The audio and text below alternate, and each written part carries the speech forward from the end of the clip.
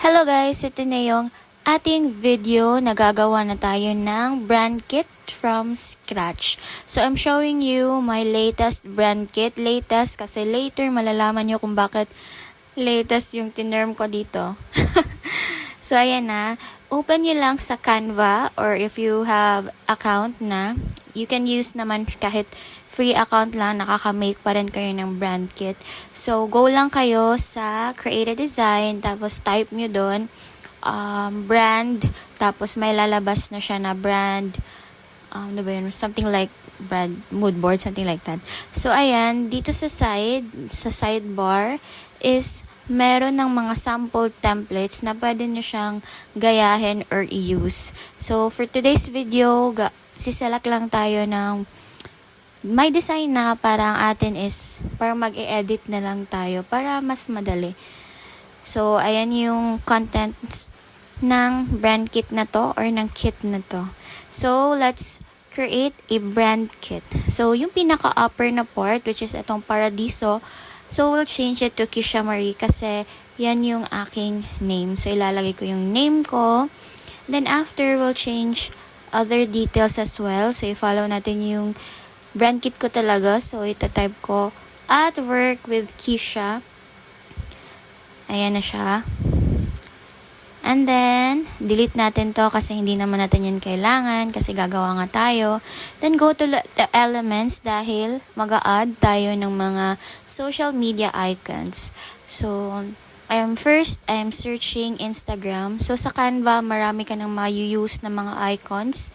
So, search nyo lang kung ano yung gusto nyo. So, for this one, I'm searching Instagram na logo. Ayan. And then, next, I'm going to add also for Facebook. Ayan. Facebook. Tapos, i-resize lang natin para lumiit siya. Ayan. And then, ilagay natin siya sa side. And then, next is TikTok.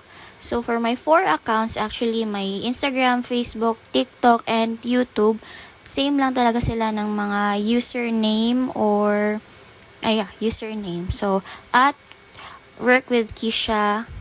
So, i-follow nyo ako if you want to connect with me. Char, nag-promote ba? So, ayan, resize lang natin. And then, ayan, tapos na siya. Ay, meron pa palang YouTube. But, wait. Lagay natin siya later. So, let's search for YouTube. So, ayan na. Yan yung logo for YouTube. Then, resize lang. Then, ano ba? Attach. But, ang lucky girl. So, wait lang. Nagsastruggle ako dito talaga na part. So, resize lang natin na para ma-fit siya or ma-same siya sa ating mga previous na nagawa. So, ayan, resize lang natin. Ang kagandahan sa Canva, meron na siyang, alam yun, may level na malalaman mo talaga na parang level na siya or hindi. Tapos, ginawa ko, group ko siya para isahang move na lang silang lahat. And then, ayan, drinag ko yung line para yun yung serve as separator kasi. Tapos ito, delete natin kasi hindi naman yan yung logo ko. And if ever meron kayong logo yan yung ilalagay nyo dito. So, for this one, step by step ko lang kung paano siya gawin para in case na gumawa kayo, alam nyo na din. So, kinapi ko lang yung at work with Kisha para hindi na ako mag-search ulit or magsiset ulit ng font niya. Para same font lang talaga siya. Para may consistency. Ayan.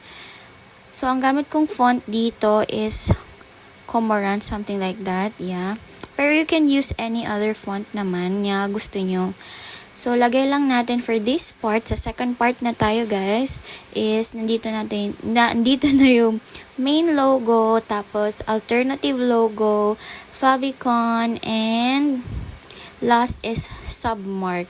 So, I'm going to explain na lang later, siguro sa susunod na mga videos, kung ano yung difference ng apat na to, kung bakit ko siya nilagay dyan. Kasi kapag itong account lang na to, medyo nahihirapan ako ma-explain. Kasi nga mahaba yung explanation. So, follow nyo ako sa next video, okay? So, yan, lalagay nyo lang kung ano yung mga main logos nyo, alternative logos, favicon, and submark. So, ilagay nyo dyan sa portion na yan. So, hindi ko na lang siya gagawin kasi para mabilisan lang talaga tong video na to. So, sa next part naman is nandyan na, or dito na natin ilalagay kung ano yung mga font na gagamitin natin, especially sa ating mga creatives or sa ating mga contents na gagawin in the future. So, in my brand or sa aking brand kit, ang ginagawa ko for my headings is itong Lee Gothic. So, ayan.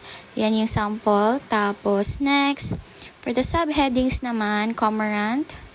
And then, change ko lang siya. And then, for my body or body copy is a combination of yung font na Blanca and yung isa pa is Amsterdam 3, something like that. But again, you can match or ano ba yung gusto nyong font. Basta, I'll highly recommend na meron kayong mag-bold, tapos meron kayong something like italic para bagay siya. Hindi yung bold lahat, hindi yung italic lahat. So, ganyan siya. Okay. So, ayan. Sinaset ko lang kung ano yung mga font ko. Then, right after sa font, so, dito na natin ilalagay ang ating mga color palette. So, guys, I highly suggest na siguro mga at least 5 below yung color palette nyo para hindi magulo yung creatives nyo or para hindi kayo mahirapan i-mix and match yung mga gagawin nyo na content. Para, alam mo yun, kasi if marami kasi mahihirapan kayong ilagay lahat ng ano nyo. Parang mahihirapan kayo. So, ayan yung akin. So, for this one, ang gagawin lang natin is, for example, ito yung napili natin na mga colors or color palette. Kasi gusto natin about nature. So, lagyan lang natin dito kung anong kulay. Tapos, yung hex code niya. Anyway, sa Canva naman, you can search or highlight any other, or you can use different kinds of color. Depende na lang talaga siya sa mood nyo. So, like for example, dyan, I change it. And then, I'll copy the hex code para alam ko na yan yung gagamitin every time na gagawa ko ng content para same pa rin or naka-pattern pa rin sa brand kit natin. So, ganyan lang ang gagawin nyo for the remaining 3 colors. Okay? And then next, sa last part na tayo, nandito na yung mood board. So, dito nyo ilalagay kung ano yung gusto nyong feel sa brand nyo or sa feed nyo. So, sabi ko nga yung brand kit is a visual representation of your brand. Iba pa yung branding ha, iba yun. I'll share about branding na lang sa separate videos sa mga susunod pa na mga videos. Hindi mo na ngayon kasi nagsistart pa lang tayo and ayoko naman na maguluhan pa kayo. Basta focus lang kayo sa pag-create ng brand kit nyo as of now. So, dito nyo ilabas yung creative side. Ayan na. And then, if ever gusto nyo i-change yung dito or maglagay kayo ng mga pictures, pwede naman, nandito lang yan. Pwede nyo din siyang gawin dito sa Canva. So, like, for example, I'll change that picture, then go to photos lang, tapos type nyo, example, nature, kasi green naman yung ating mga color palette. So, select lang kayo dyan kung ano yung mga gusto nyong feel.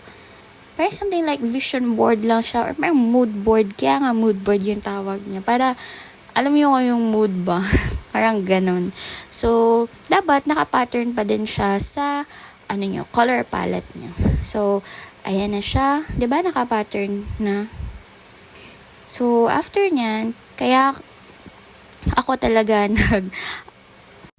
nag-a-advise talaga ako na gumawa kayo ng brand kit nyo para yun na nga, every time na magpo-post kayo ng content is meron na siyang consistency. Hindi kasi katulad ko as in grabe.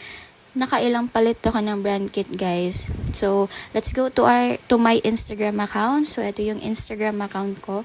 So, as you can see, yung pattern talaga ng aking brand kit is based talaga doon sa aking, or I mean, yung makikita nyo sa feed ko is based talaga siya sa aking brand kit, 'di ba? So, tingnan nyo ang nangyari, guys. So, sa first part, merong ibang color, then sa second part, merong ibang color, kasi hindi ko alam kung ano talaga yung gusto ko. And then, yung itong green and brown, coffee. Yan kasi yung, 'di ba, yung pinakita ko yesterday. So, 'di ba, ang gulo ng aking account. So, I highly suggest kapag gumawa na kayo, make sure na pag-iisipan nyo talaga yung brand kit nyo. Yan lang. Bye. Love you.